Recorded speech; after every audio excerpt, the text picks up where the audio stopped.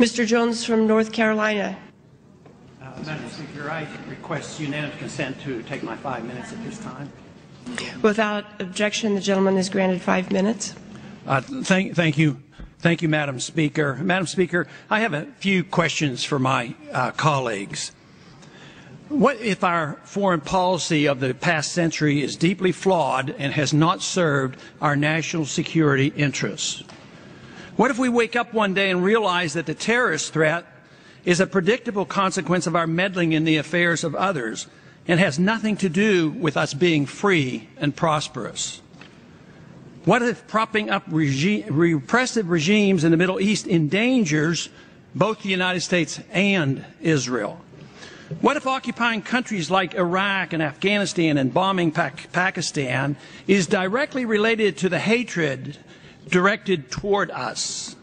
What if someday it dawns on us that losing over 5,000 American military personnel in the Middle East since 9/11 is not a fair trade-off for the loss of nearly 3,000 American citizens, no matter how many Iraqi, Pakistani, and Afghan people are killed or displaced?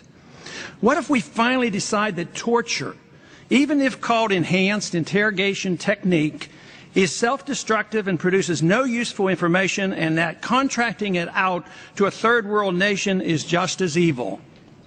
What if it is finally realized that war and military spending is always destructive to the economy? What if all wartime spending is paid for through the deceitful and evil process of inflating and borrowing? What if we finally see that wartime conditions always undermine personal liberty? What if conservatives who preach small government wake up and realize that our interventionist foreign policy provides the greatest incentive to expand the government? What if conservatives understood once again that their only logical position is to reject military intervention and managing an empire throughout the world? What if the American people woke up and understood that the official reasons for going to war are almost always based on lies and promoted by war propaganda in order to serve special interests? What if we as a nation came to realize that the quest for empire eventually destroys all great nations?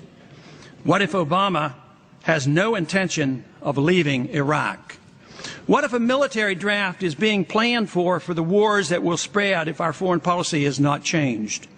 What if the American people learn the truth, that our foreign policy has nothing to do with national security, that it never changes from one administration to the next? What if war and preparation for war is a racket serving the special interests? What if President Obama is completely wrong about Afghanistan and it turns out worse than Iraq and Vietnam put together?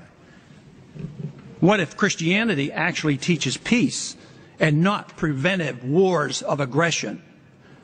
What if diplomacy is found to be superior to bombs and bribes in protecting America?